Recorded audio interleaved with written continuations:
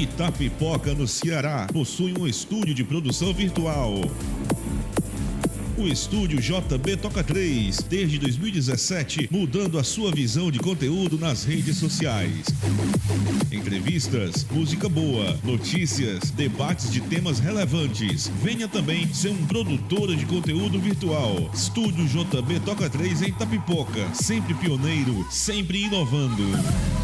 Olá, ouvintes, eu sou JB Júnior, professor, apresentador e diretor-geral da Web Rádio Cultural Estúdio JB Toca 3. É um prazer estar à frente de uma rádio que leva música de qualidade e conteúdo relevante para você, direto de Itapipoca, no Ceará. Com uma trajetória dedicada à educação e à cultura, meu compromisso é trazer para os nossos ouvintes uma programação diversificada, com as melhores músicas, entrevistas marcantes e, claro, um espaço aberto para as vozes da nossa região. A Toca 3 é mais do que uma rádio, é uma plataforma de conexão cultural onde valorizamos tanto a música quanto o diálogo com a nossa comunidade. Sejam muito bem-vindos à nossa sintonia. Aqui a cultura fala mais alto e eu estarei sempre com você nessa jornada. Estúdio JB Toca 3.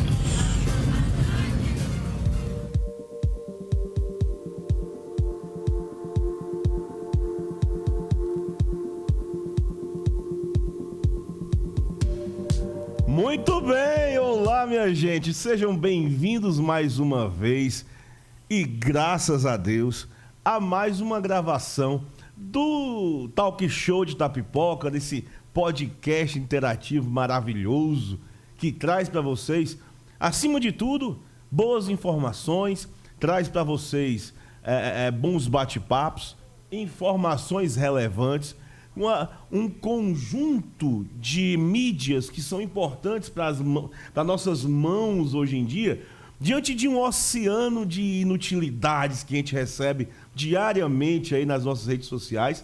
E é verdade, né? Inclusive eu tô aqui, vou já dizer quem é ela deve concordar comigo, que o fato da gente ficar todo o tempo querendo se atualizar da vida de todo mundo, isso gera perturbações, ansiedades e noias na cabeça da gente. E esse mundo das redes sociais, esse mundo aí da internet, traz muita coisa ruim, mas também tem coisas boas também. E é óbvio que a Web Rádio Cultural Estúdio JB Toca 3, ela tem essa missão de trazer para vocês, já há 8 anos, uma boa produção. A gente tem se esforçado para trazer pessoas legais, a gente tem se esforçado para trazer temas relevantes, né, da saúde, da política, da moda, da cultura em especial, da educação. É claro, né, com esse olhar bem mais amistoso, bem mais construtivo. E nada, a gente não precisa estar aqui fazendo nada sensacionalista ou mostrando coisas que não devemos. Aqui a gente faz a real, né? A gente faz a real produção virtual de qualidade para vocês. E nós estamos aqui comemorando, né, o final da oitava temporada das nossas conversas, nesse ano de 2024. São 8 anos de trabalho. Daqui a pouquinho nós vamos estar completando uma década de produção. Nós estamos aqui nos estúdios novos da Web Rádio Cultural, Estúdio JB Toca 3. Ainda não está terminado não, mas eu também, como sou músico, estou aqui com os meus convidados aqui presentes, eu também tenho meus breguetes da música, né? Eu toco todo fim de semana, então para todo lado tem instrumento, cabo, mas é o meu estúdio, é por isso que eu chamo assim, estúdio. Acima de tudo é meu cantinho. E é aqui nesse cantinho que eu recebo pessoas que eu gosto, pessoas que eu acho importantes, né? Pessoas bacanas. Eu queria mandar aqui um abraço pro meu querido Marcelo, que está aqui nos bastidores. Ele que é o esposo, né? O marido, o homem, né? O varão da família da minha convidada. Ele que está aqui, que é uma simpatia imensa. Ele deve ser ou cearense ou deve ser lá do sul do país, né? E tem todo um jeitão que não é daqui. E é uma simpatia mesmo. Eu gostei de você. Muito bem. Mas agora, sem mais delongas, eu queria mandar aqui um abraço muito grande a todos vocês que estão nos acompanhando nesse momento na Web Rádio Cultural. Eu estou ouvindo aqui o meu retorno na Web Rádio Cultural. Tá show, uma qualidade excepcional para que você possa nos ouvir. E a partir de amanhã ou depois, não sei, depende aí da internet, depende das coisas, né? Estará disponível esse episódio no Spotify, que é chique, é muito elegante ter um episódio no Spotify lá para você ouvir e assistir. Sim, você pode ouvir e assistir no Spotify também. Mas também tem aqueles que são mais acostumados com o YouTube, também vai para lá. Vai para o nosso site, vai para o YouTube. Aliás, isso é uma matéria lindíssima de convite à nossa conversa de hoje, minha convidada. Lá no nosso site, lá já tem os links lá para você poder clicar em breve para o Spotify ou para o YouTube. E é isso. Eu sou o professor JB Júnior. Para quem não me conhece, sou professor, entusiasta das redes sociais, CEO, gerente geral administrativo cultural da Web Rádio Cultural Estúdio JB Toca 3. Estou há 8 anos aqui trabalhando, construindo e trazendo para vocês a produção dos episódios da Web Rádio Talk Show JB Toca 3. Peço desculpas porque na semana passada não teve episódio. Desculpa, vocês estão percebendo que eu tossi, né? Tá dando esta gripe aí, essa gripe tá pegando todo mundo, inclusive tá vindo a gripe com a Covid junto, né? Se assusta, faz teste, enfim, eu estou bem, minha voz está de volta. Não estava boa semana passada não, mas hoje eu estou melhor, né? Dá uma tossidinha, mas é porque não estou assim, estou 99,9% e carregando, né, na minha saúde. Mas eu já deixo aqui o meu alerta para que vocês usem máscaras. Usem máscaras, gente. Se tiver ambiente fechado, em reuniões, né, ar-condicionado, multidões, usem máscaras. Né? Eu sou bonito, eu quero mostrar minha beleza. Mostra nas redes sociais, não é para isso que serve? Dá um sorrisão, bate uma foto, bota nos stories. Esconde a cara com a máscara aí, te protege, porque tu protege tua família, todo mundo hoje. Ave Maria, eu conversei com 3 pessoas ontem, as 3 positivaram hoje Covid. Quer dizer, tá no mundo, vamos tomar esse cuidado. Então, eu quero apresentar a minha convidada. E para isso, prestem bem atenção em quem é nossa convidada. Hoje temos o prazer de receber Elisângela Magalhães, uma profissional com uma trajetória inspiradora e um currículo que reflete seu compromisso com a educação e o bem-estar. Psicóloga especialista em áreas como neuropsicologia, saúde mental e gestão educacional. Elisângela também se dedica a trabalhos sociais e é apaixonada pela psicanálise. É natural de Amontada e traz em sua história a força de superar desafios. Depois de viver em diversas cidades do Brasil, como Curitiba, Recife, Petrolina e Teresina, onde se formou, Elisângela voltou para sua terra natal, onde contribui tanto na área clínica quanto na educação pública de Itapipoca. Então vamos conhecer mais sobre a sua jornada, suas experiências no trabalho voluntário, os desafios da psicologia escolar e suas visões sobre saúde mental e habilidades socioemocionais. Estou com ela. Bom dia, boa tarde, boa noite, Elisângela. Seja bem-vinda ao Estúdio JB Toca 3. E aí, Elisângela, bom dia, boa tarde, boa noite, tudo bem? Olá, boa noite. Primeiro, eu quero muito agradecer o convite para falar de temáticas e para falar um pouquinho da minha história. Com esse olhar, tem um olhar mais humano sobre o outro, então eu fico muito lisonjeada quando você fez o convite e a gente está aqui para curtir, para a gente debater, para a gente dialogar de forma tranquila e de forma bem humanizada, que é o que a gente quer com o nosso trabalho. Você sabe que eu convido mesmo, assim, você passou por mim, nossas redes sociais se cruzaram até um certo tempo, eu tenho acompanhado seu trabalho e eu vejo que você gosta muito de fazer esse auto-marketing do seu trabalho. Tem gente que acha isso besteira, né? Eu acho isso essencial. É importante quando a gente faz um trabalho legal, quando a gente faz algo importante, algo socialmente interessante, é importante que a gente mostre para as pessoas o que está acontecendo. E você tem visitado escolas, claro, pelo seu ofício, né? Enquanto profissional da Prefeitura Municipal aqui de Itapipoca, que foi nesse período que eu lhe vi trabalhando, e você bate as suas fotos, você divulga, isso é muito legal. E foi desta forma que eu lhe conheci, basicamente, né? E por então eu só lhe conhecia de corredores, nas correrias, aí nas palestras, né, no meio deste mundo. e conheci você e lhe convidei para estar aqui para compartilhar. Mas eu lhe apresentei brevemente, curtamente, né, resumidamente, quem é Elisângela Magalhães. Eu acho que nada melhor, ninguém melhor do que você mesma para dizer quem é você. Você sabe que essa é uma das perguntas mais difíceis que a gente faz. Eu sabia que você ia dizer isso. Que a gente faz em terapia. Porque a gente é uma constância, né? A gente está sempre se modificando. Mas eu sou uma pessoa que gosto muito de trabalhar. Eu gosto muito desse lado, quando você falou da questão do meu trabalho, de eu me identificar. É uma forma também de eu me conectar com o outro. É uma forma também de eu fazer, claro, a divulgação do meu trabalho.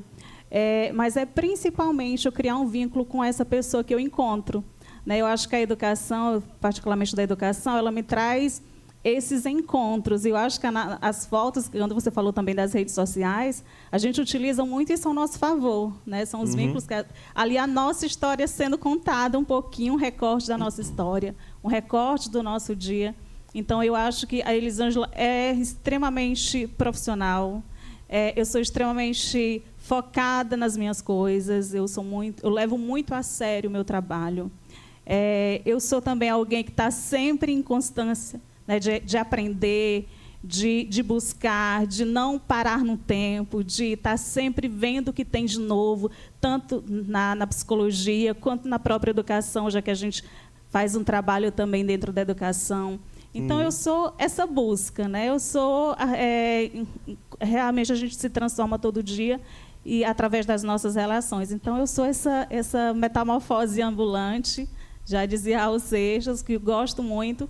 A gente está aprendendo, eu sou uma aprendiz. E é claro que quando a gente tem nossas origens, né? A sua pequena história aqui, ela remeteu a vários lugares por onde você passou, né? Deixa eu ver se eu entendi. Você foi por tanto canto, eu preciso entender direitinho. Sim. Você nasceu em Itapipoca e desbravou o mundo. Você é de Amontada, desbravou o mundo. Você é de um tempo em que Amontada e Itapipoca era a mesma coisa. Me diz onde foi que tu nasceu, onde foi a tua infância. Como é que foi essa infância que você, como psicólogo, eu querendo ser uma pessoa da psicologia, que nós sabemos que a nossa personalidade, nós enquanto humanos, nós somos fruto das construções Sim. que vêm do passado, da nossa infância. Me fala um pouco do teu passado, da tua infância. Eu sou natural de Amontada, né? Casei muito cedo e aí a gente foi morar em outros estados, né? Pelo trabalho do meu marido. E sou um pouquinho de Itapipoca porque nessa volta, depois de 20 anos, eu voltei e Itapipoca me abraçou. Então, eu confesso que sou amontadense, mas tenho um coração muito grande para essa cidade que me recebeu desde o momento que eu cheguei. Então, assim, aqui eu criei as minhas raízes, mas assim, as minhas raízes também é uma construção desses locais que eu passei. São histórias que eu vi, são pessoas que eu reencontrei, são culturas diferentes, são formas de ver a vida diferente. Então, isso faz com que eu tenha uma bagagem melhor, tanto uma bagagem acadêmica como cultural. Então, mas eu sou um recorte de várias culturas, né, que vai formando a minha persona, né, a minha personalidade. Certo. Eu estou aqui agora conversando com o nosso amigo professor Cesário, que está na academia cuidando da sua saúde. E ele falou aqui que eu estou com a melhor pessoa do mundo, profissional e ser humano fantástica. Que bom, obrigada. que bom que a gente consegue, despertar, né, nas pessoas esse sentimento bom, bonito, né, que faz com que a gente tenha, né, esse vínculo não só profissional como também afetivo, né, que é importante também. Sim. Nós não somos robôs, né, apesar de tudo, apesar de a gente ser profissionais, nós não somos robô, né? Então o Cesário está mandando aqui um abraço para você. Outro. Um outro Cesário, um abraço para você também, querido. E ele evidentemente está aqui, disse que Elisângela deve permanecer na educação, porque ela é a melhor que já conheci. Bom, isso o tempo dirá, né? O tempo dirá, o tempo vai determinar. Então, Cesário, um grande abraço, obrigado por estar aqui com a gente, mesmo na academia. Cesário que já esteve comigo aqui em vários projetos, apresentando e tudo mais, né? Mas assim, lendo, Elisângela, a tua biografia que você me mandou, é importante que eu faça isso, a gente vê o quão inspiradora é a tua história, assim. Você lutou bastante, viajou muito, você foi voluntária, e etc. Você vai já me contar essas histórias, né? Mas qual foi, assim, o maior desafio que tu enfrentou ao deixar a tua terra natal? Que não é fácil, né? Você botar as trouxas em cima do ombro e se mandar. Qual foi o contexto e qual foi o maior desafio que você enfrentou nessa saída?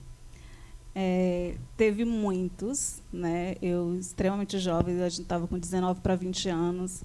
Fui direto para... A gente passou um tempo em Maringá, e aí nós fomos para Curitiba. E, para mim, foi muito difícil, principalmente a forma, né? A gente... nordestino, e a gente tem uma forma de lidar, a gente é mais fácil conversar, a gente tem algo muito natural da gente na questão das relações. E aí eu fui para um local extremamente oposto, né? Curitiba é um local onde existe um certo distanciamento.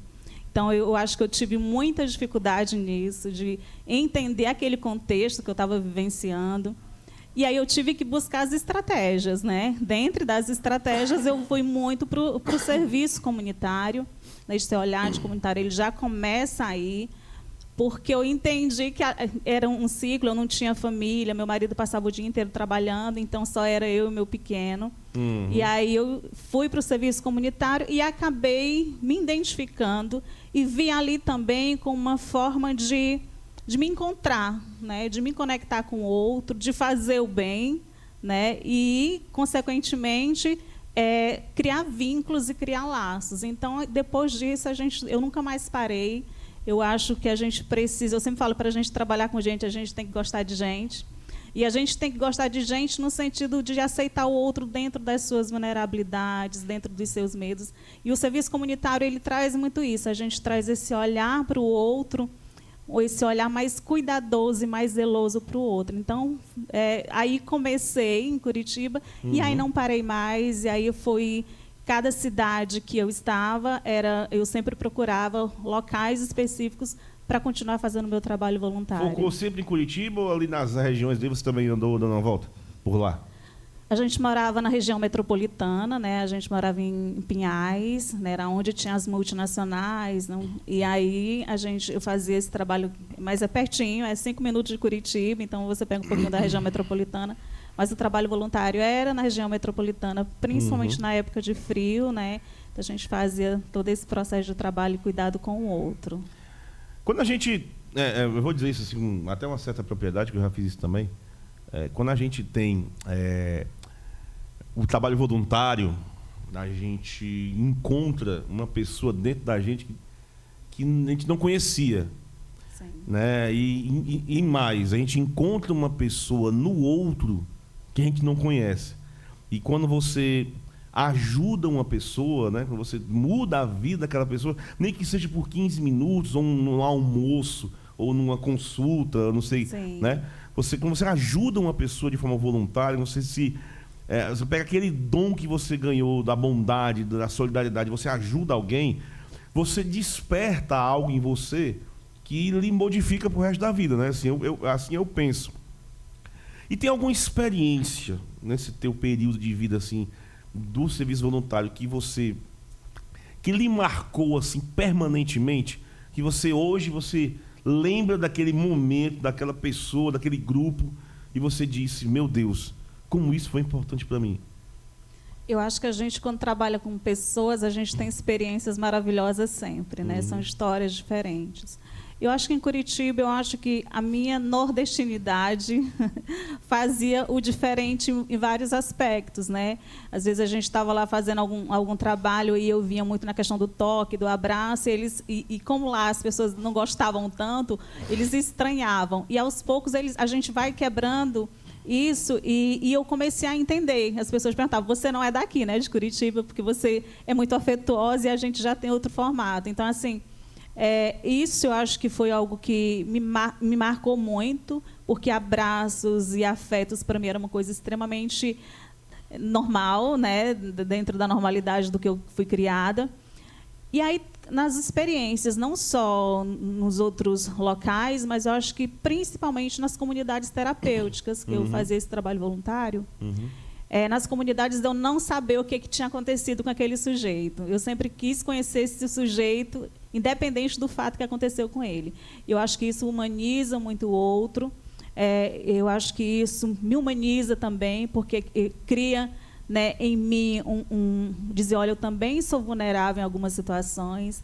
A gente diminui o ego, né? A gente diminui o ego no sentido de a gente está aqui para servir, a gente tem esse olhar mais cuidadoso e zeloso com o outro, e isso a gente só consegue a partir do momento que a gente vivencia. Eu acho que a gente só pode ter propriedade para falar de uma coisa quando você vivencia.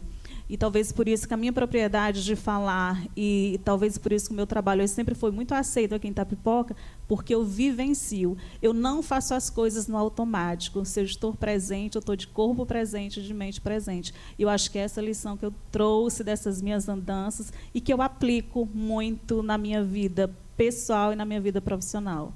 Bacana. Queria mandar aqui um alô para o nosso colega aqui, ouvinte da nossa web rádio. Eu posso chamar de ouvinte, mas ouvinte de rádio, né? Então deve ser um internauta da nossa web rádio, né? Sim. O Rafael Oliveira, que mandou uma mensagem aqui pra gente. Você que está ouvindo a gente pela web rádio agora, pega uma caneta aí, vai, anota aí. Ou então abre aí a sua agenda de contatos do WhatsApp. Se você quiser mandar uma mensagem para mim, ou para Elisângela, ou para o Marcelo, o esposo dela que está aqui atrás, mandar uma mensagem para alguém nesse momento que estamos aqui gravando ao vivo na web rádio, mande aí para DDD 88, anote aí, 889-9706-6414. DDD 889-9706-6414 é o WhatsApp também, né? Você conhece outro, mas tem outro WhatsApp aqui da nossa web rádio, 889-9706-6414. Bota aí, web rádio Estúdio JB Toca 3. Mande seu recado pra gente aqui, que a gente vai dizer aqui ao vivo, tá? Então, Rafael Oliveira, nosso espectador e nosso internauta, aí, obrigado. Não sei de onde você está nos ouvindo, mas obrigado pela sua audiência. E ele botou assim: oi, JB, Elisângela é uma profissional humana, dedicada e muito intelectual, uma grande referência no serviço de psicologia educacional no município de Itapipoca. Abraço para vocês. Opa, estamos inclusos, Marcelo. Foi um abraço para nós. Obrigado, Rafael. Obrigado pela sua participação. Então é 889-9706-6414. Bom, mandar aqui um abraço para o nosso querido secretário de Cultura, meu amigo Messias Moreira, pessoa bacaníssima. É o sorriso mais largo da secretaria, verdade, dos secretários, né? De todos os secretários, ele é o sorriso mais largo, né? Um abraço, meu querido. Obrigado sempre pela sua audiência, pelo seu carinho, pelas suas curtidas. Bom, minha querida Elisângela, é óbvio que eu lhe conheci ali pelos corredores, eu participei, claro, de um momento com você, você me fez fechar os olhinhos e pensar, e refletir. É sempre muito bom esse... Quando a gente para, Elisângela, é muito bom quando a gente para.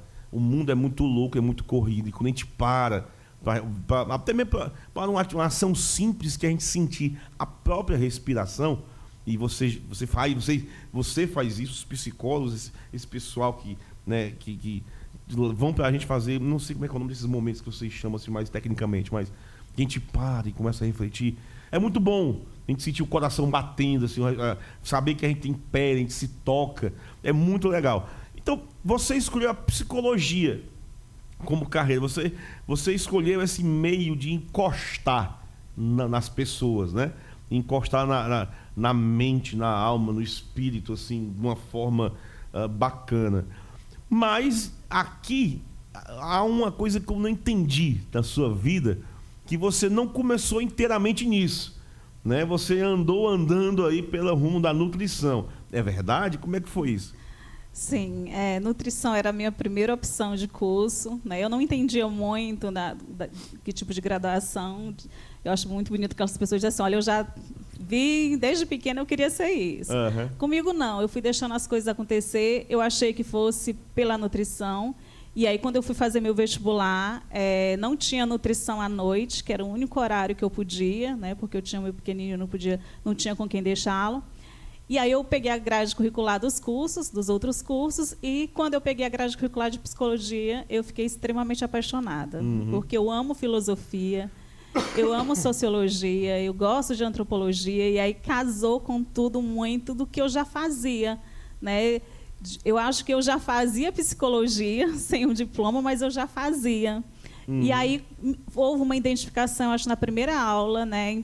A primeira aula com uma professora que eu tenho muito carinho, de processos psicológicos básicos. Eu lembro muito que ela falou assim, qual a área da psicologia que vocês querem? E eu sabia, eu disse, olha, eu quero a psicologia escolar, educacional. E depois daí eu fui muito nesse viés, então eu sempre mantive foco, minhas pós são todas voltadas nessa área. E aí eu me apaixonei por psicologia, e aí me encontrei realmente casando com aquilo que eu já fazia. Então, para mim, foi um acerto grande. Quer dizer que, na sua opinião, a gente não nasce querendo ser alguma coisa assim? Tipo, você acha que a minha filha, ela tem 6 anos de idade, ela já bate no pé e disse que vai ser veterinária. Quer dizer que a gente não pode confiar nisso? Como é que é? Bora, me diga aí. Eu disse que eu não tinha essa aspiração. Eu acho muito bonito que já traz, né, isso na sua história. A minha história, não. Eu acho que pelas próprias andanças, eu tive que estar muito envolvida no meio, nas oportunidades que eu tinha, nos cursos que eu tinha. E foquei muito, né, na nutrição, por gostar muito. Eu tinha uma amiga que era nutricionista, então a gente conversava. Mas realmente a psicologia, ela me chamou. Eu acho que foi um encontro. Então, quando eu me encontrei, quando eu vi que realmente era, o que fazia, e aí eu disse, não, é aqui que eu me encontro, é aqui que eu me sinto feliz, e eu me sinto extremamente completa na minha profissão. Eu não me vejo fazendo outra coisa. Então, eu acho que casa, né? Me chamou, a psicologia me chamou. Eu estava brincando contigo. A minha filha de 6 anos, e o Marcelo, ela chega para mim e fala, papai, quando eu crescer, eu quero ser 2 coisas. Diga, minha filha, o que você quer ser? Eu quero ser cantora como o senhor, quero ser veterinária. Eu acho isso lindo. Né? Ela já puxa, porque eu sou músico, né? Ela já puxa porque ela quer ser cantora e quer ser veterinária. E porque nós temos um gato, ela ama esse gato. A Maria cuida desse gato como se fosse um filho dela mesmo, né? Então, eu acho engraçado isso aí. Eu tava brincando contigo, não foi uma pergunta sagaz, não. Mas, olha, pessoal, vocês, né, ouviram a Elislândia dizer agora que ela é especialista em várias áreas dentro da psicologia. E ela não está brincando, não. Vamos começar aqui a listar o currículo da minha querida Elislândia. Ela é especialista em gestão e docência do ensino superior. Então, é tudo a ver com a educação. Ela é especialista em neuropsicologia e problemas de aprendizagem. Legal. Ela é especialista em saúde mental. E ela é pós-graduanda em habilidade socioemocional. Além disso, ela trabalha na visão psicanalítica. O que é a visão psicanalítica? O que é isso? A psicologia, a gente tem diversas abordagens, si, né? Não, diversos olhares para essa psicologia. A gente não fala que tem psicologia, mas tem psicologias. E aí, cada teórico, dentro do seu eixo, ele traz uma visão. E aí tem isso mesmo, né? Segue umas linhas, né? Sim, segue a linha da psicanálise. Apesar de eu não me empreender muito a linha, a minha base é psicanalítica, mas eu consigo andar pelas outras abordagens, porque o meu foco sempre é meu paciente. Então, se eu tiver que usar alguma técnica da TCC, né, da terapia cognitiva comportamental, do behaviorismo, eu utilizo do humanismo, mas o meu olhar para a psicologia é freudiano, né? Eu sempre fui muito apaixonada por Freud. É Freud. E aí eu pego e parafraseio Lacan, né? Aos outros eu dou o direito de ser Lacan. A mim, eu sou freudiana, porque eu gosto muito do contexto histórico. Em todas as minhas... eu acho que eu fui supervisora de TCC, eu fui supervisora de humanismo. E aí você fala muito da questão do contexto da gente. Eu vim de escola pública, me formei no Gonzaga Mota e Amontada. E aí, quando eu fui para lá, eu tinha uma bagagem boa, né, porque eu gosto muito de ler. E aí, quando eu vou fazer essas escolhas, né, se eu escolho Becker, se eu escolho Skinner, e aí eu gosto muito desse contexto histórico. E eu acho que a psicanálise, desde os primórdios, ela conseguiu fazer com que eu criasse essa linha do tempo. E eu sempre busco fazer algo que eu gosto, né? Uma leitura que eu gosto de ler. Então, eu consigo descansar e relaxar lendo Freud. E eu acho que esse olhar de Freud também do contexto, de cada um do desenvolvimento, das fases. Então, assim, eu me identifiquei, mas eu não me fecho também só nela, não. Os meus colegas psicólogos, eu estou sempre pedindo ajuda também a eles para a gente montar o nosso caso e ajudar nosso paciente. Legal, legal.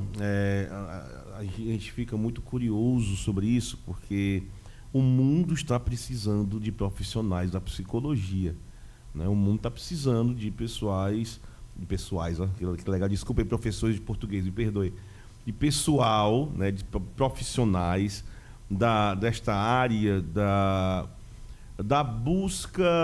Você pode até definir melhor, mas assim, o mundo está doente, a cabeça das pessoas está doente, né? Não só pela ansiedade, mas tem outros males da cabeça, né? Vou dizer assim, da cabeça, do cérebro, que está muito aflorados aí, nos jovens em especial. Eu que sou professor de sala de aula, né? À noite eu dou aula, hoje eu não dou, mas hoje estou aqui gravando com você, mas eu te vejo jovens de 15, 14 anos desmaiando subitamente, assim, e entrando em pânico, e precisamos de ter profissionais mesmo, né, que possam entrar. Eu posso estar falando uma coisa errada, tá? Eu sou um leigo.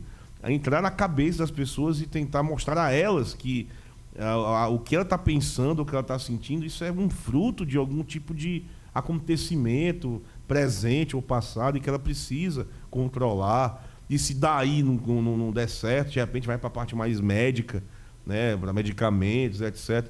Se autoconhecer, de repente, seja, né, essa questão. E nas escolas, é muito importante ter essa questão do acompanhamento socioemocional. Acho que isso é muito recente, né? Essa preocupação é muito recente. Está iniciando, talvez engatinhando, talvez, nas escolas públicas Sim. brasileiras, essa questão da preocupação com o socioemocional. Mas você escolheu exatamente o discurso que eu estou dando aqui, que é a psicologia educacional, né? Sim. Você escolheu, não foi tratar de pessoas como eu ou o Marcelo, são dois cabas velhos da vida, né? Não, você está indo exatamente para talvez a fonte de todos os problemas da psicologia, das discussões, debates da psicologia atual, que é lá dentro da unidade escolar, né? Os meninos estão precisando mesmo. E a psicologia escolar, ela é a tua área de atuação, é uma das, mas é a tua Sim. principal hoje. Então, qual foi o momento que você decidiu, e por quê que tu decidiu seguir esse caminho? É porque você viu o mercado, o mercado é esse, vou ganhar dinheiro? Ou porque você viu realmente que a tua contribuição precisa acontecer ali, naquele ponto, daquele momento da vida daqueles jovens, para evitar que no futuro, de repente, seja pior? Eu trabalho na clínica, então eu atendo muito paciente, né? Eu comecei muito na clínica, depois de me formar, eu fiquei 1 ano trabalhando em clínica. Mas, assim, lembra que eu falei lá no início, né? No primeiro dia eu sabia que era uma área que eu gostava. Nasci ali no meio de 2 professoras, as minhas irmãs mais velhas são professoras. Então, esse contexto era muitas reuniões lá em casa, aquele diário amarelo, elas faziam a gente... Eu peguei o verde. Né? Então, fazia a gente ajudar nas notas. Então, eu sempre gostei muito até da leitura, da pedagogia. E aí eu fui fazer o meu estágio, eu fiz meu estágio no 3º semestre, eu fiz o meu estágio em psicologia educacional, era numa escola pública, e eu tive uma empatia muito grande pelas histórias daquelas crianças, né? E aí depois eu fui fazer o meu estágio em psicologia escolar, num grande grupo educacional do Brasil, e eu me apaixonei ainda mais, porque era no 3º semestre eu fui fazer esse numa escola pública, onde havia uma vulnerabilidade social muito forte. E, de repente, eu fui para outro contexto, onde as vulnerabilidades eram outras, não era financeira, mas era emocional. E aí eu me identifiquei completamente lá, com esse cuidado com o outro, de diálogo com os pais, de conversar com os pequenos. Eu trabalhava em 2 unidades, então era do 6º ao 9º ano, e na outra unidade era só trabalhando com os adolescentes, pré-vestibular, então as turmas, dando toda a assistência psicológica. E aí eu saí do estágio, até finalizei meu estágio muito triste, porque eu queria ficar, né? A gente faz o estágio, a gente quer ficar. E aí não demorou muito, acho que menos de 15 dias, eles me chamaram de volta, falaram que gostaram do meu trabalho. E aí eu fiquei como psicóloga até eu pedir para sair, porque a gente veio embora. Então, assim, eu amo trabalhar com alunos, eu acho que existe muita vulnerabilidade, mas existe potencialidade. Né? Eu nunca olho para esse sujeito como um sujeito de perda, mas como um sujeito que ganha. Exatamente. Não, ali ainda é um processo. Ali é um processo e ali a gente, quanto adulto, a gente precisa aprender a lidar com isso. E aí vem as próprias habilidades socioemocionais que nem a gente que é adulto, muitas vezes a gente não... Né, a gente tem comportamentos adoecedores também. Então, acho que o meu olhar com os adolescentes dentro da escola é dizer assim, olha, dá para a gente se ajudar, dá para a gente fazer o diferente, dá para a gente sonhar, dá para a gente se reinventar. Eu acho que a gente tem que criar esse elo de cuidado. E esse cuidado, quando você fala que a gente não deu muito esse olhar ainda para a saúde mental, ainda tem muito esses tabus, né? Ainda tem todo aquele medo de falar. Mas quando a gente se coloca muito no meio de desmistificar, de fazer uma psicoeducação, de entender as nossas vulnerabilidades, eu acho que a gente consegue fazer um trabalho extremamente assertivo dentro das escolas. Na tua passagem por esses jovens, Elisângela, se a gente for avaliar um contexto bem geral das famílias brasileiras hoje, isso já vindo desde a década de 90 para cá, onde nós temos que as famílias precisam trabalhar para poder botar renda em casa, deixam os filhos meio que, abre aspas, soltos, fecha aspas, nessa parcela educacional que a própria Constituição determina, que a educação não é só do Estado, mas sim também da família, e acaba que a pobreza extrema acaba que tirando os irmãos mais velhos dentro de casa, o pai, a mãe, e a criança fica solta, assim, essa relação de amor, de carinho, sem ter infância. Nas tuas passagens, nas tuas análises aí, o teu público-alvo que tu tem recebido, qual é os principais problemas que você verifica nas famílias que levam a esses jovens a apresentar algum tipo de distúrbio, assim? Não sei se isso não é distúrbio, mas de problema, de desvio, de disfunção. Nas demandas, né? Eu acho que a gente vive famílias extremamente disfuncionais, né? E aí a gente coloca muito, quando a gente fala dos nossos filhos, a gente coloca muita coisa, excesso de coisas também neles. E eu estou falando de atividades mesmo. E esses excessos, eles precisam ser muito estimulados para sentir um pouquinho de prazer em algo. Né? E isso vai adoecendo. Eu vejo muitas famílias que, às vezes, os pais chegam no consultório e eles chegam falando a demanda do filho. E aí, com uma boa anamnese, eu vou entendendo que, nesse momento, não é os filhos, o pai e a mãe que muitas vezes estão adoecidos. E aí eles projetam a sua vida nos filhos, e aí vem a questão de não se olhar tanto. Então, acho que é um problema social que a gente precisa. Hoje a gente está trabalhando muito com a questão desse sujeito integral, mas a gente não dá uma base boa para realmente ser um sujeito integral. A gente não olha esse sujeito na sua totalidade. E eu acho que as famílias se perdem. E aí vou voltando um pouquinho, né, no passado. Quando o modelo de sociedade ele mudou muito. Quando a gente pega o modelo de sociedade do século XX, eu indico um super livro que é Sociedade do Cansaço, de um coreano. E ele vai falando muito nisso. A sociedade do século XX era uma sociedade extremamente controlada, né?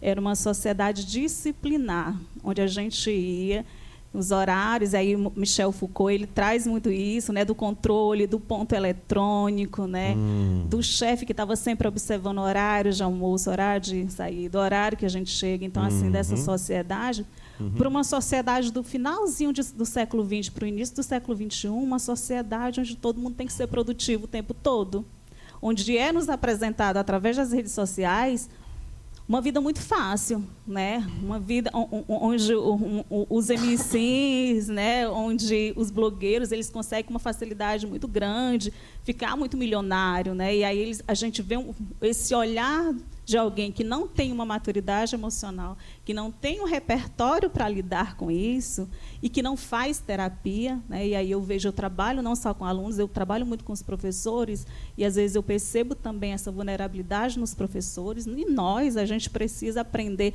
a colocar a saúde mental não só como, como algo, um gasto, mas a saúde mental ela é um investimento, ela é um processo de autoconhecimento. E aí vem essas demandas, né? Essa sociedade que se modificou, e aí a gente perdeu muito essa questão de olhar a vida com leveza, da gente. Hoje os nossos filhos eles não vivenciam o tédio, né? Eles estão sempre querendo algo, estão sempre buscando algo. Interessante. E o tédio ele precisa para o nosso desenvolvimento, porque aquilo é onde a gente busca a nossa criatividade, é quando a gente está no tédio, porque a gente busca outras coisas para fazer. Então, se eu coloco no meu filho, se eu projeto muito neles, e eu trabalhei com os dois públicos de crianças extremamente vulneráveis e de crianças financeiramente que tinham tudo. E as demandas são muito parecidas, né? De questão de crise de ansiedade, questão de medo, de tentativa de suicídio, de automutilação. Então, não é somente o ter, né? É o ser. E aí entra a questão dos pais. A gente entende que a nossa sociedade, a gente trabalha fora, a gente quer dar o melhor para os nossos filhos, mas a gente tem que entender até que ponto eu estou dando qualidade para estar com essa criança. Porque, às vezes, a gente pode passar o dia inteiro com a criança e não dar tempo de qualidade. Né? Olha, eu vivenciei, se você me permite, né? Assim, é um talk show, é quase uma entrevista, mas também é um podcast. A gente vai batendo um papo. Minha psicóloga, eu percebo o seguinte, eu percebo que a pandemia ela veio alguns anos atrás e ela foi um momento muito triste para muita gente, gente. Além dos gestores superiores falarem um monte de besteira, né? Eu sei, todo mundo pode dizer o que quer, mas brincar com a dor ali, eu acho que isso é muito complicado. E eu fui um dos caras que ficou internado 15 dias, quase só entubado. Então, não foi brincadeira esse negócio de Covid. Mas, tirando a política daquela época de lado, eu vejo um lado positivo para mim, né? Porque, assim, tudo tem um lado negativo e tem um lado positivo. Antes de eu cair internado, antes de eu ser, ir para o hospital e tal, eu pude desfrutar do período de lockdown. Né? Eu tô dizendo que não estou dizendo que isso foi bom, tá, gente? Atenção, olha os haters, não estou dizendo isso, não. Estou dizendo que houve um lado positivo nisso, que foi a minha filha que estava com 1 aninho de idade, ou 1 aninho e meio, quando veio a pandemia e botou todo mundo dentro de casa. E eu pude viver um período muito interessante da minha filha junto dela. E esse período aí de 1 ano e meio, 2 anos que eu passei com ela, isso me aproximou muito dela. E eu fico pensando, meu Deus, quantos pais e quantas mães perdem esse período com seus filhos por causa do trabalho. Alguns só vêm no almoço, de manhã cedo tá dormindo, chega no almoço, é só tchau, à noite chega tá dormindo. Acaba não vivenciando e deixa para as babás, para as tias, desse tipo de vivência com as crianças. E eu vejo isso é só uma orelha que eu quis botar na história, mas eu vejo as famílias hoje e isso também, esse problema delas não terem condições de estarem perto das suas crianças, né? E por vários motivos. Como você falou, né? Tem disfunções na família aí, o pai é alcoólatra, a mãe de repente diarista, está fora o dia todo, e a criança fica lá, sem ter eira, nem beira, ninguém para dar um exemplo para ela, e aí ela acaba indo para as redes sociais. Agora eu vou entrar no que você disse, indo para as redes sociais onde todo mundo é rico, onde todo mundo é feliz, onde todo mundo está sorrindo, e ela foge para aquilo ali. Mas quando ela volta para a realidade dela, ela percebe que a vida é dura, que a vida é pesada, e acaba entrando dentro dessas questões das disfunções da mente, né? Isso é muito interessante. Ouvir isso de uma profissional é muito interessante, porque realmente é isso que está rolando aí com essas crianças. Elas estão perdidas dentro de um sistema que não as acolhe, especialmente como você vê na escola pública, né? A gente tem muito que amadurecer ainda em muitos aspectos quando a gente fala de saúde mental, né? Quando a gente fala de cuidado mental. Quando a gente fala de cuidado, eu acho que a gente nunca esteve tão vulnerável sentimental, né? A gente nas nossas emoções. Eu sempre falo que às vezes a gente conseguiu tanta coisa, né, no mercado de trabalho, mas a gente tem uma maturidade muito grande emocional. Então a gente precisa aprender. Primeiro que para cuidar do outro eu tenho que estar bem. E às vezes a gente está muito vulnerável para cuidar do outro. E aí eu preciso me olhar, eu preciso buscar nos meus filhos, nas pessoas que eu tenho contato, nos meus alunos, né? E aí eu acho que vem muito da questão da gente também trabalhar com o que gosta, né? É claro que a gente entende todo o contexto social, a gente entende que nem toda escola, especificamente nas escolas, não tem um espaço adequado, ainda tem algumas dificuldades, mas tem melhorado muito. Esse olhar, a gente tem esse olhar sobre a saúde mental, esse olhar das habilidades que a gente precisa desenvolver nas nossas relações, né, que é muito difícil. Mas, principalmente, eu acho que uma das coisas que a gente está perdendo muito é da gente olhar para a vida realmente, da gente vivenciar. A gente está extremamente automático nas nossas relações. Então, a gente vai preenchendo o tempo. E aí, eu gosto muito de filosofia e eu gosto muito de Aristóteles, né, que ele falava, olha, a gente precisa contemplar. E eu acho que a gente não tem contemplado muito a vida. A gente está passando por ela e a gente não entende que o que a gente tem de mais rico é o nosso tempo. Então, a gente está criando atividades. Às vezes, eu vejo nas redes sociais as pessoas indo para a academia e colocam, está pago, né? Tá pago. E aí eu falo assim, até que ponto a gente precisa de algumas coisas, os nossos excessos, né? É claro que a própria exposição. Então, assim, que vazio é esse que esse sujeito tem, né? Que vazio é esse? E o que a gente está preenchendo esse vazio, né? A gente está todo mundo machucado, de alguma forma, e eu estou preenchendo isso com o quê? E algumas pessoas buscam os seus mecanismos de defesa, né? Buscam ali desde o trabalho, né? Desde os bens materiais, até os vícios, né? A própria internet, você ficar ali passando o feed sempre, muita informação, pouco conhecimento, né? E eu acho que a gente pode utilizar isso e a gente reverter essa cultura, de mudar isso, de entender que as redes sociais ela tem um lado muito bom, a gente se conecta, a gente aprende, né? Então, eu acho que a gente precisa buscar esse meio termo, senão a gente vai ser uma sociedade, né, extremamente ansiosa cada vez mais, porque a gente não está parando para fazer essa contemplação da vida, que é muito rápido, né, que passa muito rápido, e aí a gente precisa ter esse amadurecimento. Eu vejo que a gente não amadureceu em muitos aspectos, e a gente precisa se olhar para a gente amadurecer, porque senão a gente vai só preenchendo vazios com coisas que não têm sentido. Essa questão de contemplar a vida é interessante.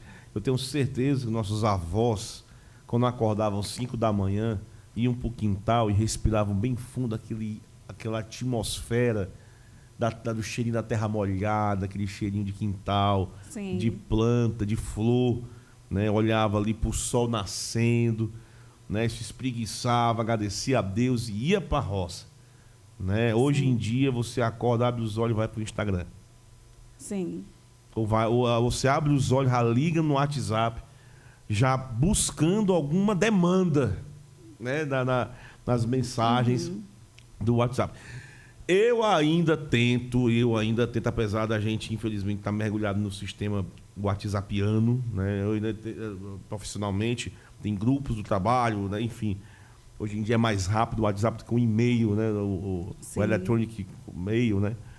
Mas eu ainda tento, de quando em vez, deixar o meu WhatsApp acular e vivenciar. Eu ainda tento, né? Assim, eu tenho um pé de pimenta. Eu criei um pé de pimenta, porque eu vou aguar o pé de pimenta, eu vou colher minhas pimentas. Já estou buscando o Marcelo. Um pé de limão, vou cuidar para catar meu limão também no meu quintal. Algo do tipo terapêutico, né? Tipo assim, poxa, existe vida, né? Eu posso cuidar de uma planta, eu posso não só correr, ganhar dinheiro e gastar, para poder correr de novo, para ganhar de novo.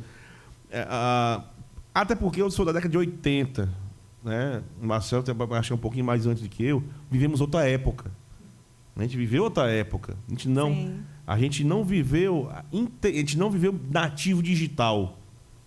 A gente não viveu enterrado nessa questão da rede social, né? Essa conversa é longa hoje. Tá com pressa, meu psicólogo, né? Vamos lá. Acho que vai dialogando. a gente vai conversando e a tua área clínica, tu falou também que trabalha clínica, né? A psicologia clínica, educacional. Você recebe esses meninos com... Como é que a gente pode chamar para não falar uma besteira? Eles vêm com algum distúrbio, algum problema, vêm com alguma... Como é que a gente pode dizer? Uma necessidade? Geralmente a gente chama das demandas, As né? demandas, que eles trazem. né? Eles vêm com uma demanda, né? Sim. Que precisa do seu olhar, da sua análise, para que você possa dar uma palavra, né? Mas você também citou no teu discurso agora, a última pergunta, que você precisa também dar uma respirada, estar bem.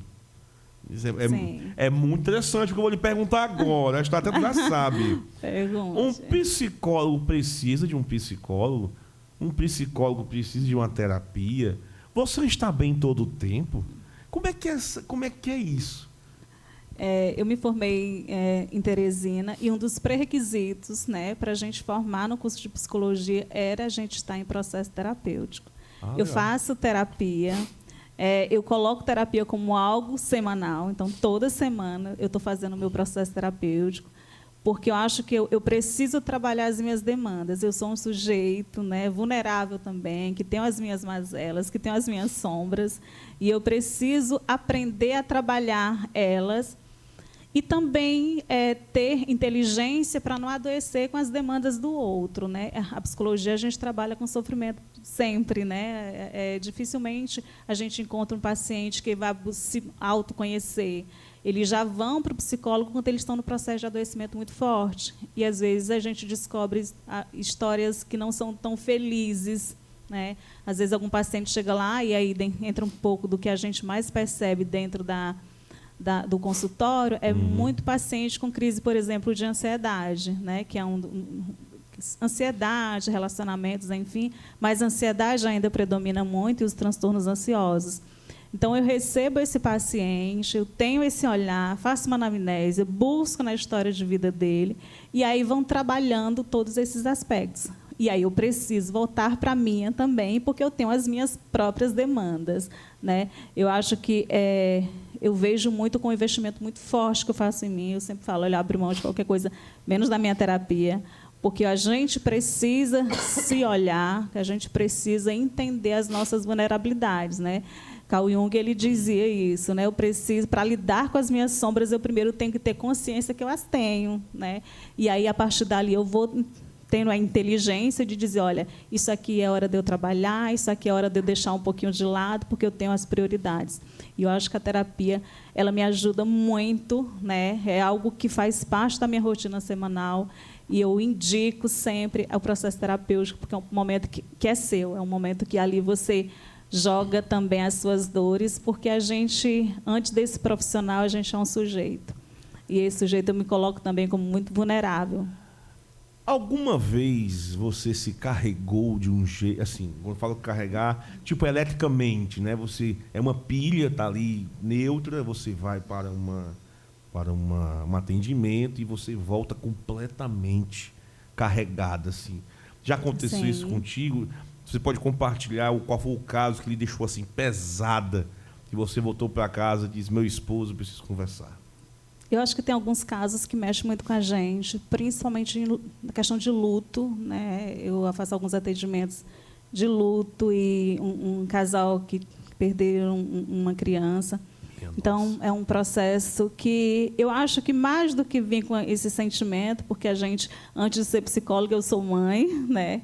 Tu não pode desabar e aí eu né? não. E aí eu estou muito... E eu sou muito técnica nesse sentido. Eu acho que eu consegui, através do processo terapêutico, equilibrar esse técnico com esse sujeito. Então, eu me envolvo no sentido de dizer, olha, a gente está aqui, eu estou aqui. Então, a gente vai se ajudando. Você não está sozinha nessa dor. E eu me coloco muito como isso, porque eu não acredito nesse profissional onde difere, coloca esse paciente muito longe. Eu acho que o paciente tem que estar pertinho, até ele conseguir ter realmente ferramentas para lidar com aquela dor. E eu acho que essa é uma das mais difíceis, a dor do luto, principalmente de filho, eu acho que atinge muito a gente, Mas a gente consegue. Na época da faculdade, a gente tinha alguns casos, ainda a gente tinha um serviço, a gente fazia 1 ano e meio de serviços só clínicos, e aí vinham casos diversos, alguns casos de abuso, né, infantil, então mexe também com a gente. E tem alguns casos, mas eu acho que a própria inteligência, quando a gente fala de inteligência, quando a gente fala do autoconhecimento, é eu entender também que tem demandas que eu não dou conta.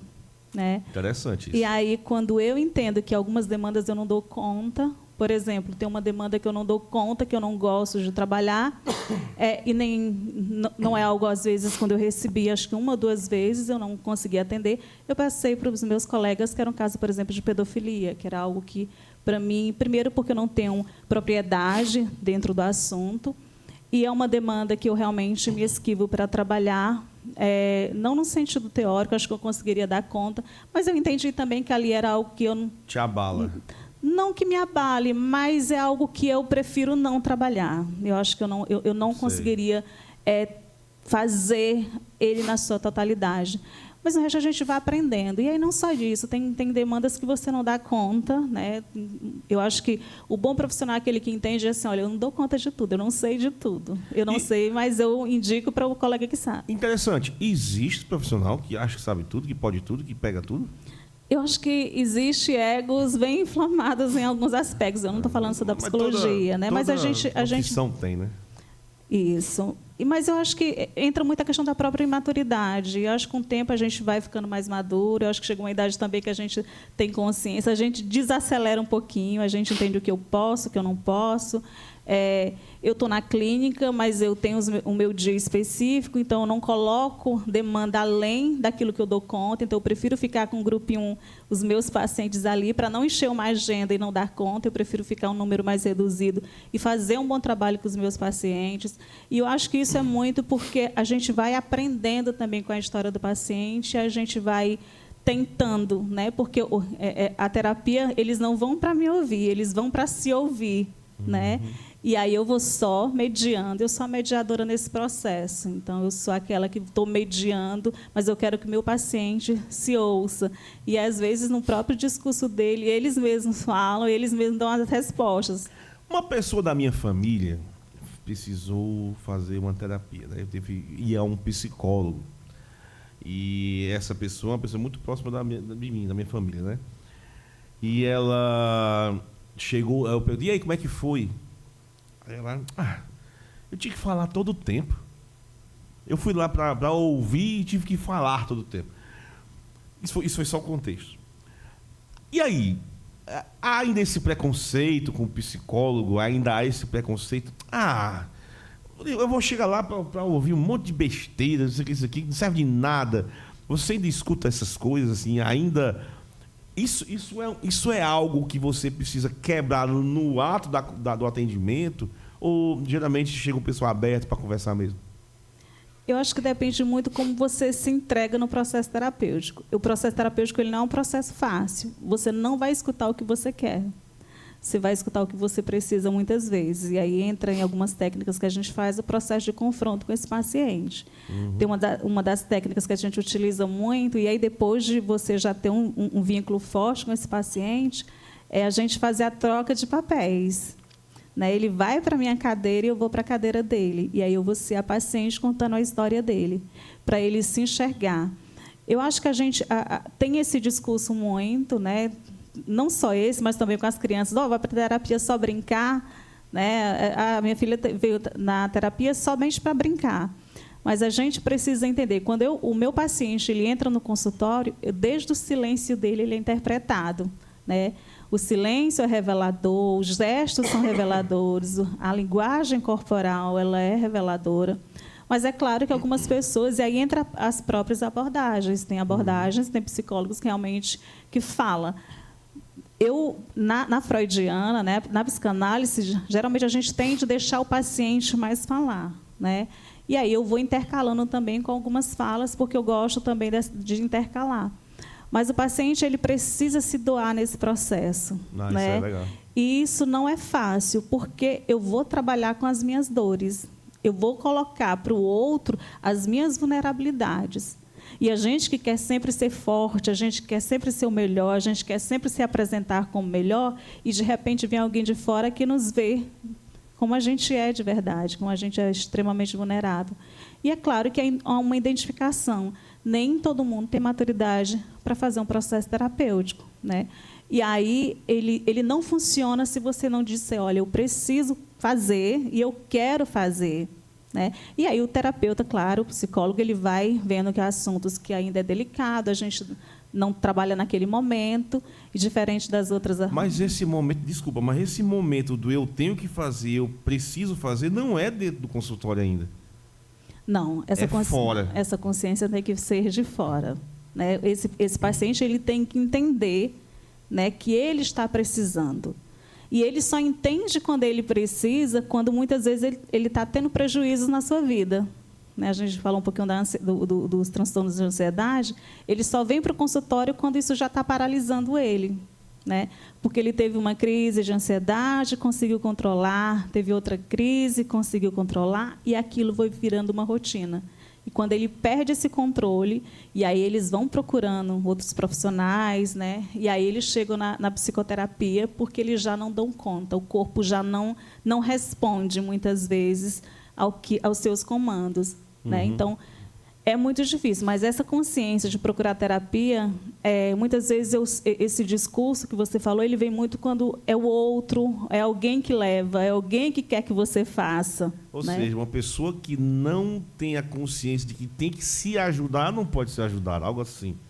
Sim. Se eu não quiser ser ajudado, se eu não me abrir, não adianta o processo. Ou você consegue quebrá-lo durante o processo? Você acha que isso é normal acontecer também?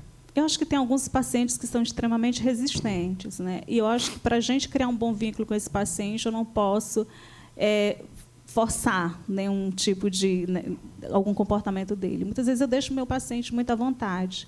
E, às vezes, tem pacientes que eles saem de lá, olha, eu sei que alguma coisa incomodou, e aí passa um tempo, ele falta outro, mas ele volta. Né? Ele volta porque, olha, não...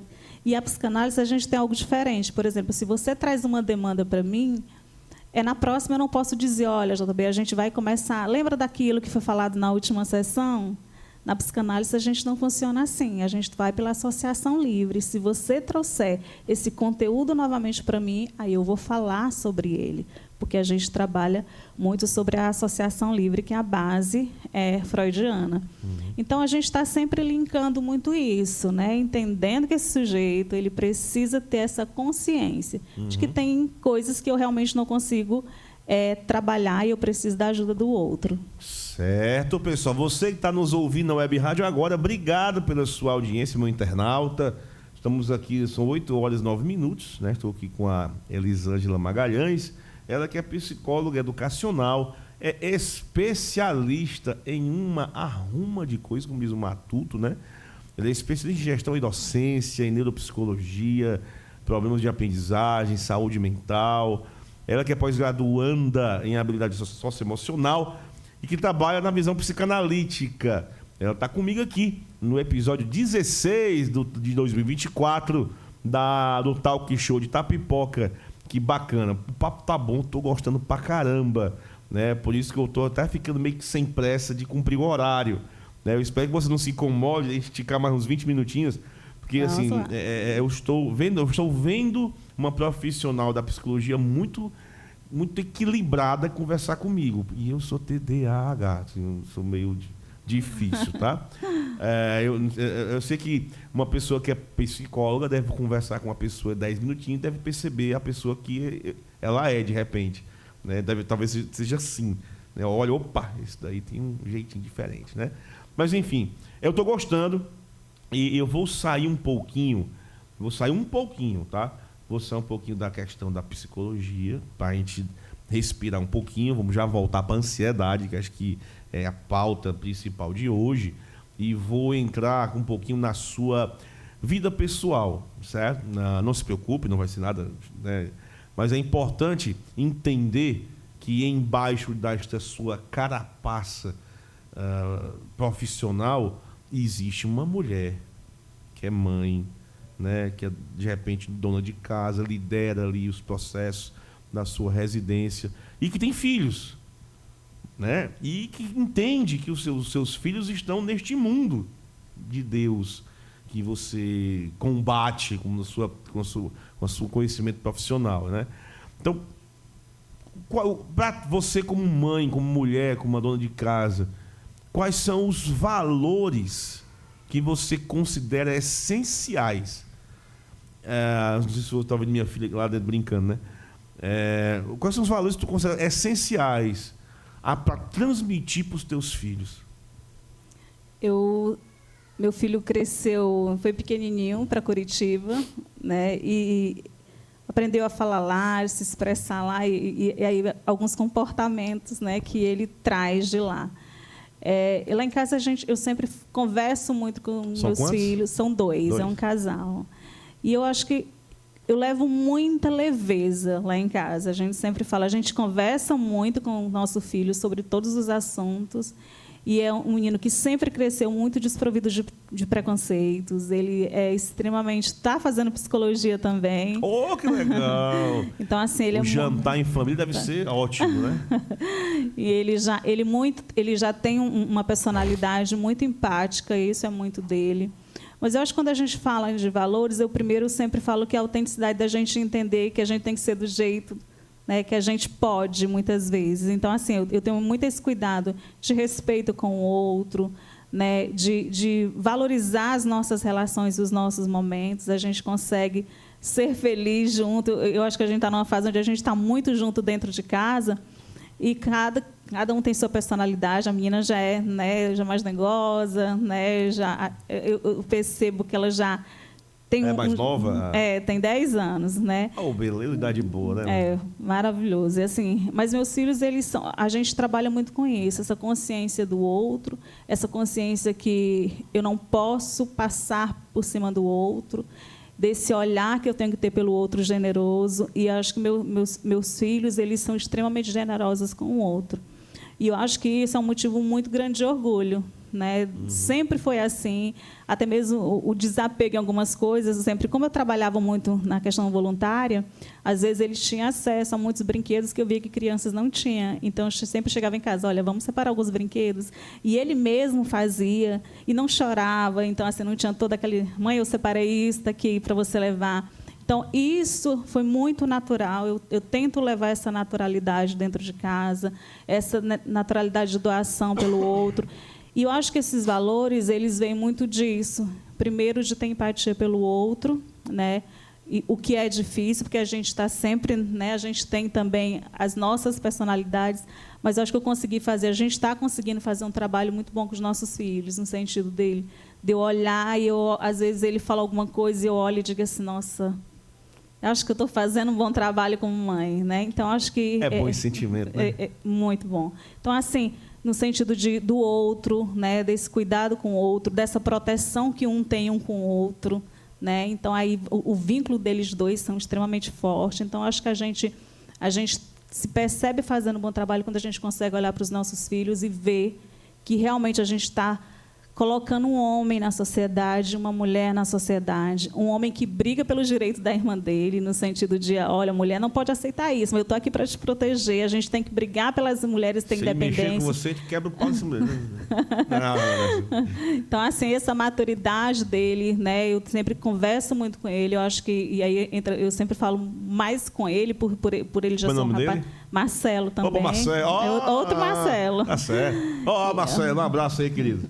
O Marcelo já tem 20 anos, então eu acho que esse diálogo com o Marcelo é muito, principalmente dele entender as diferenças e respeitar as diferenças. E eu acho que isso a gente conseguiu fazer de forma muito natural. Não é um conflito ele respeitar o outro, ele é muito calado, ele é muito assertivo, né? Também no sentido de ser mais na dele, mas ele tem um olhar muito cuidadoso para o outro. Então, eu acho que a gente faz um bom trabalho. Né? Eu trabalho fora, meu marido, durante muitos anos, né, a educação dos meus filhos. Confesso que eu sou a mais, né, que pego mais no pé, né, de estar ali, de estar corrigindo, de estar direcionando, de estar dizendo o que pode, o que não pode, muitas vezes. A mulher é assim, né, Marcelo? Toda mulher é assim. A minha também que bota a pressão. Mas os pequenininhos, eles precisam entender que a gente ama, mas eu não quero criar filhos muito vulneráveis para o mundo. Eu acho que o grande desafio, e eu vejo isso, é porque a gente está criando os nossos filhos de forma muito vulnerável. Até que ponto, né? Eu quero colocar meu filho, e aí Freud ele traz muito o conceito de boa mãe, né? O que é uma boa mãe? A psicanálise, enfim, é aquela que prepara o filho para ir para o mundo e não precisar da mãe. Se precisar, eu estou aqui, mas vá. Né? E eu acho que a gente tem que dar isso. E eu acho que a gente, quanto sociedade, e muitas vezes a gente erra muito nisso, porque nas primeiras frustrações, se essa criança ela não estiver preparada, ela vai ter um sofrimento muito grande, e aí a gente vai preparando os nossos filhos para eles saírem da bolha. Gente, e seguir. Isso é papo para outro programa, isso aí. Isso é papo para outro programa. Tu entrou dentro de um tema aí importantíssimo. Essa questão da criança. Eu até tenho escutado minha psicóloga, desculpe de chamar assim, mas gosto, fique à vontade. Gosto da sua presença aqui. Eu vejo muito nas redes sociais essa questão dos pais e das mães hoje que vivem para... Eu escuto isso aí, tá? Eu acho interessante, então vou jogar aqui. Que os pais e as mães vivem integralmente para fazer os filhos felizes.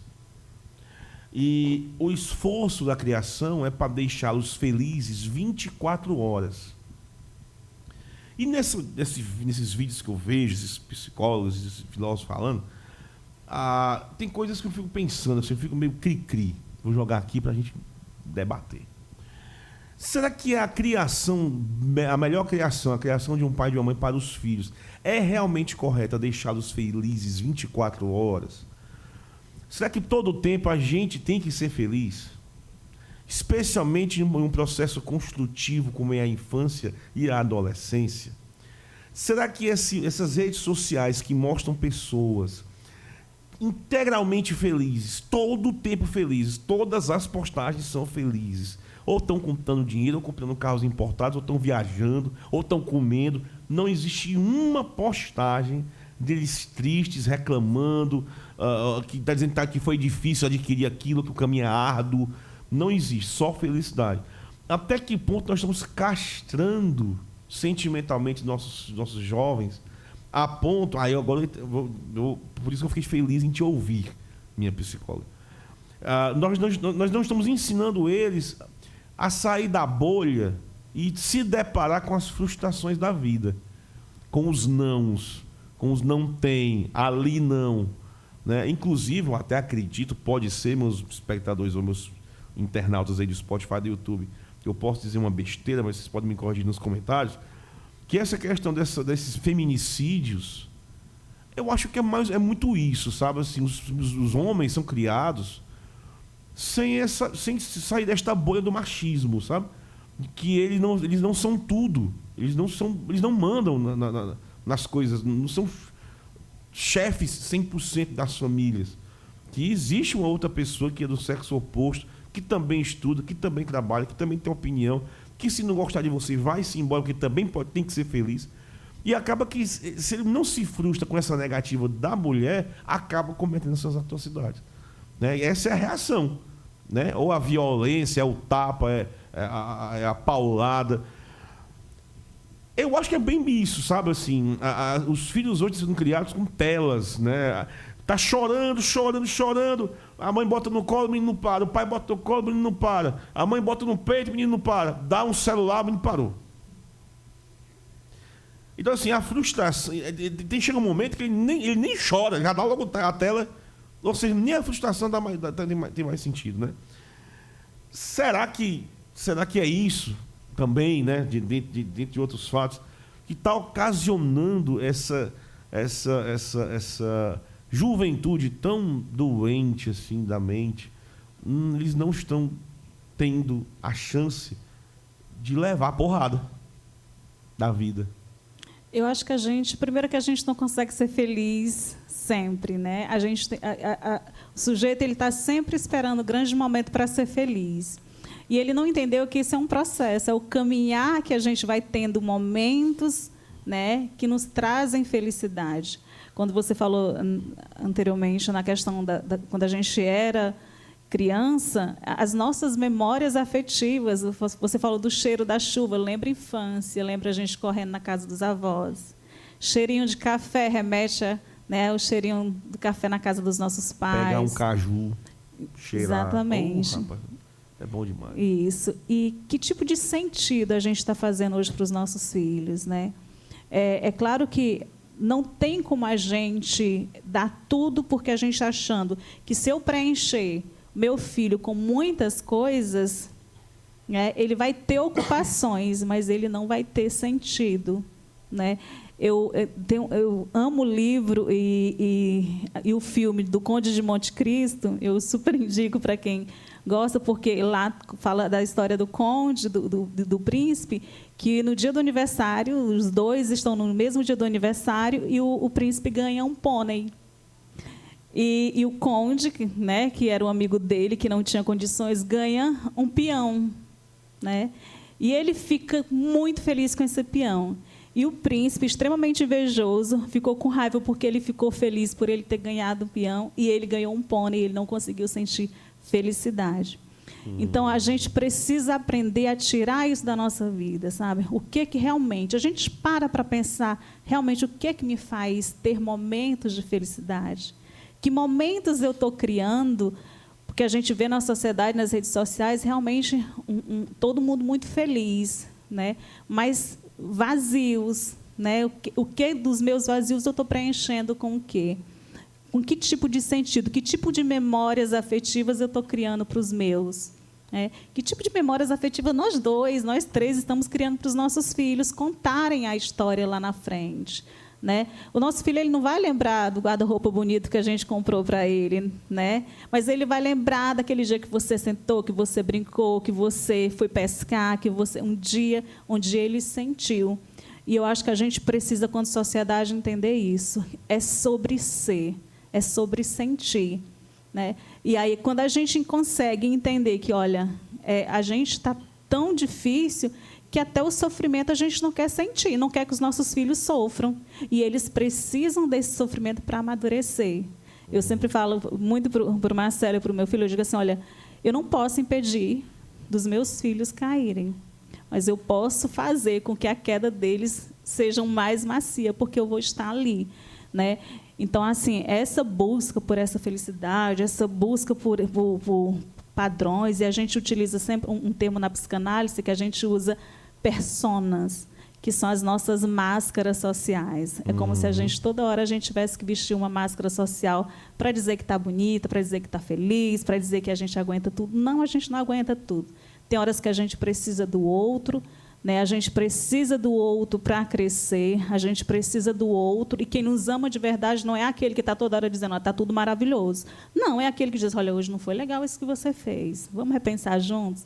E a gente tem essa dificuldade. E a gente não entende também que eu preciso cuidar do outro para que busque esse mecanismo de eu cuidar de mim mesmo. A gente é feito nas relações. Então, essas relações, que tipo de relação eu estou tendo com o outro, com esse sujeito?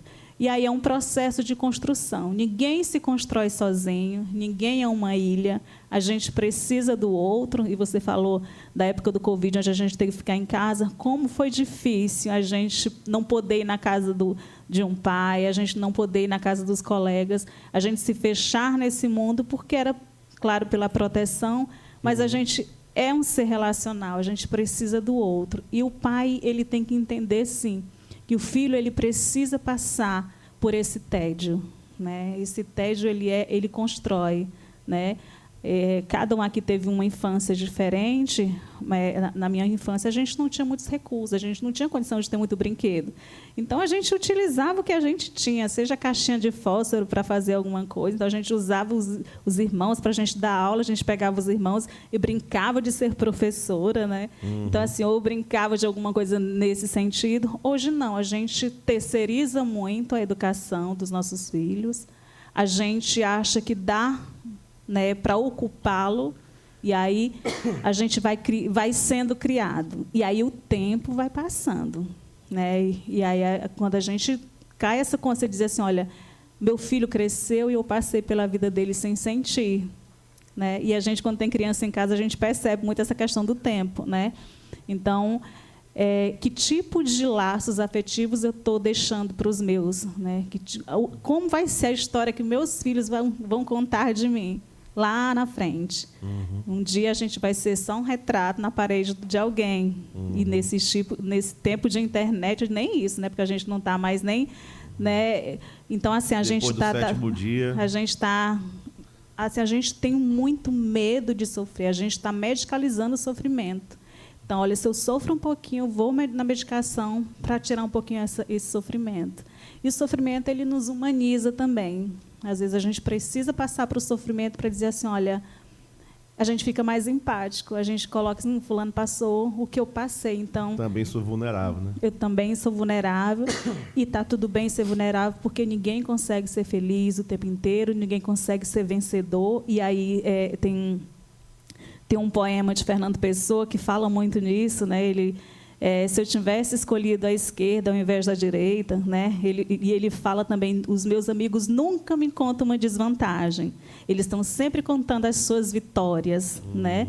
Porque a gente tem horas que as pessoas contam as suas vitórias e a gente começa a se questionar, nossa, só eu que tenho as derrotas, né?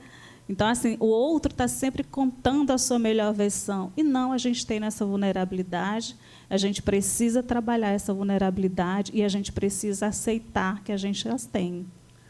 É o seguinte, Marcelo, nós já estamos assim com 1h20 de conversa.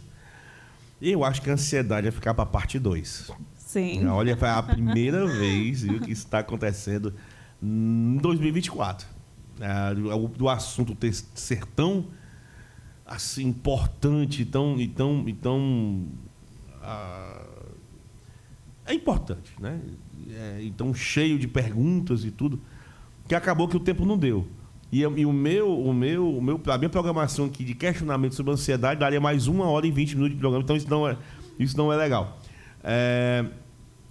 Vou fazer um quiz com você, eu gosto de fazer um quiz, tá?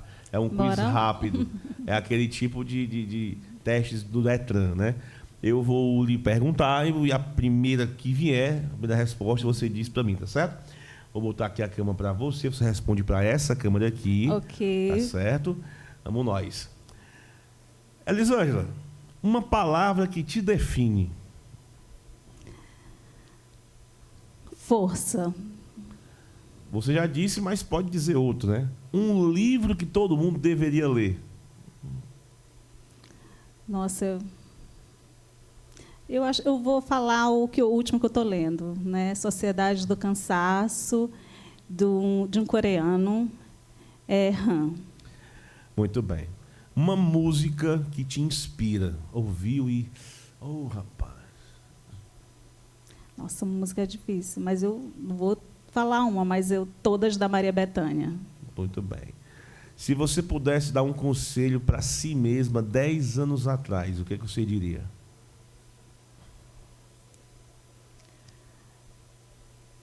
Aprenda e esteja perto de pessoas que possam te ensinar. Uma meta que você ainda quer realizar? Eu vou jogar lá no meu doutorado. Se tu tivesse um superpoder, qual que tu queria ter? Teletransportar, eu acho que... Porra, legal, hein? Pra onde, hein? Pra onde, hein, Marcelo? Querer, de repente, acontecer... Muitos lugares. Um lugar que te traz paz? Eu acho que a minha casa. Ah, legal. Se a tua vida fosse um título, se a tua vida fosse um filme, qual seria o título? Eita, essa é boa. Essa é difícil. Essa é boa.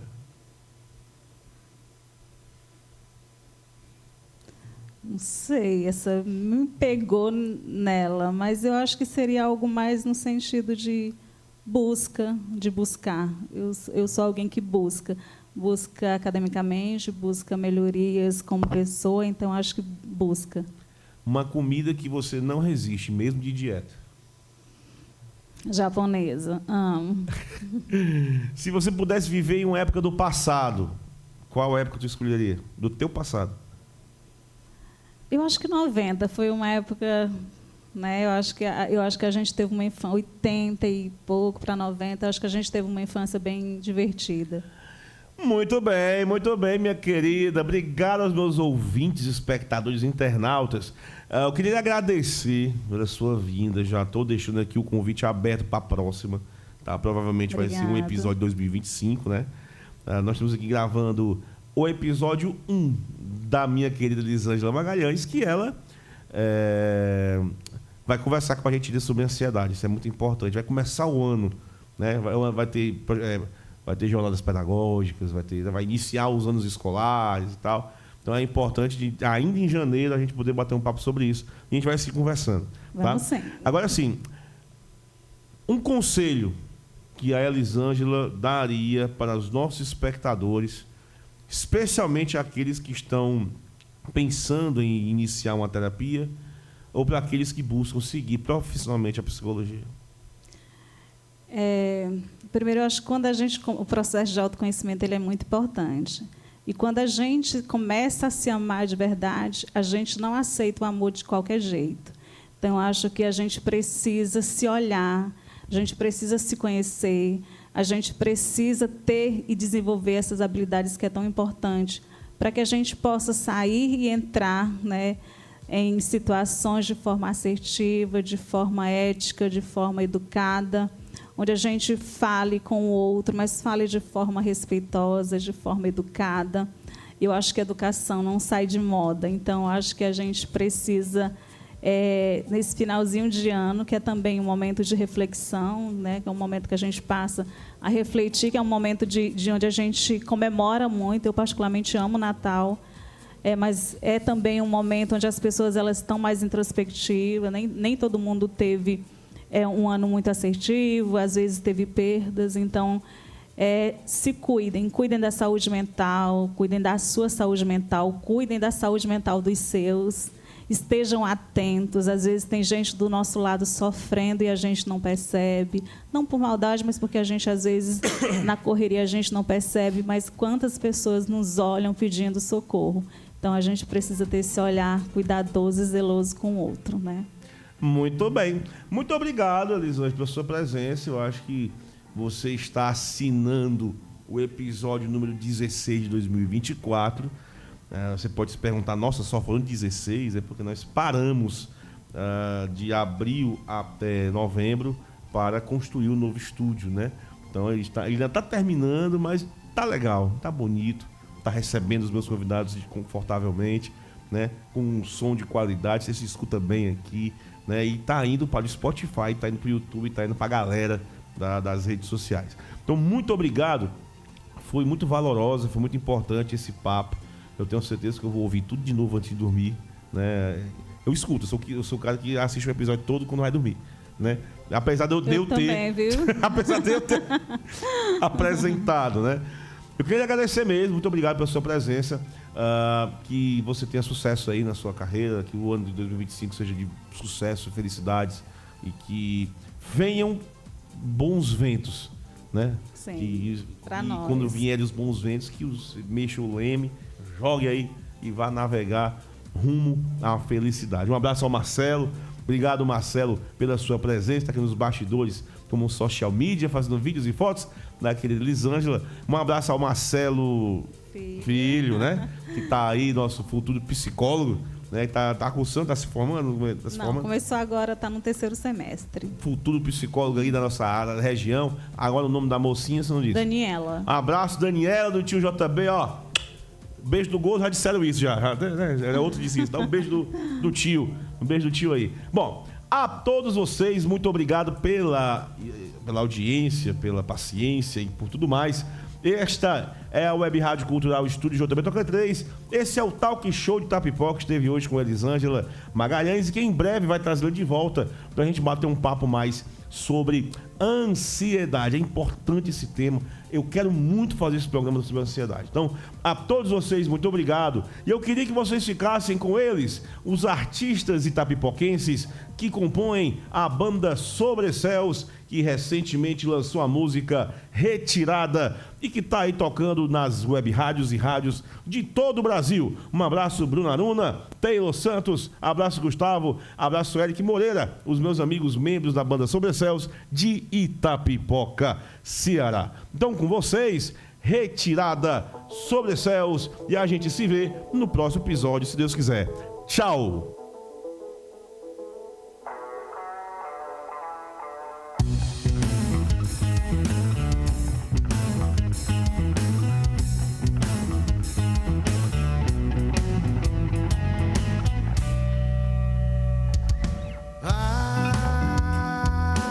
Chega às 5 horas da manhã, já chegou a hora de ir embora, de ir embora. Camarada, arruma a mala, arruma não. Faz a rodinha, põe o pote, bota na cabeça. Não se esqueça que já é hora, já é hora. Madrugada, corda fria no sertão. Só que aquece a manhã é também o que mata a plantação. A seca castiga esse solo aqui da terra do Tibão.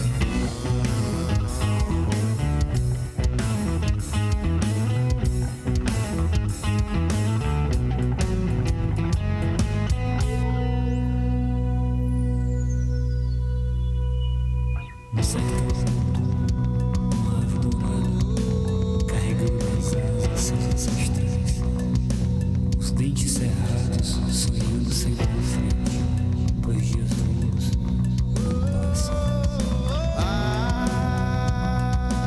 Traz a poeira e a viola e as marcas do chão de quem traz na mala uma vida e já é hora de ir embora, de ir embora. Cada toada é uma oração, um jeito de trazer comigo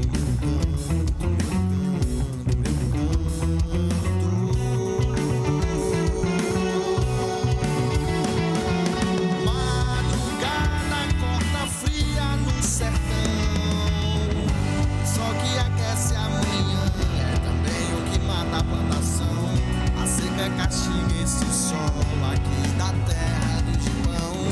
Só que aquece a manhã é também o que mata a plantação. A seca castiga esse solo aqui da terra do Gibão.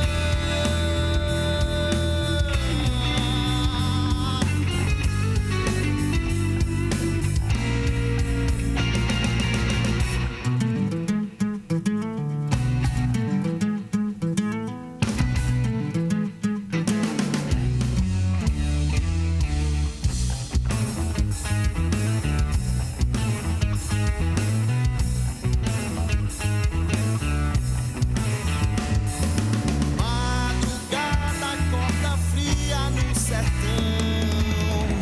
Só que aquece a manhã é também o que mata a plantação. A seca castiga este sol aqui da terra do Gibão. De madrugada é que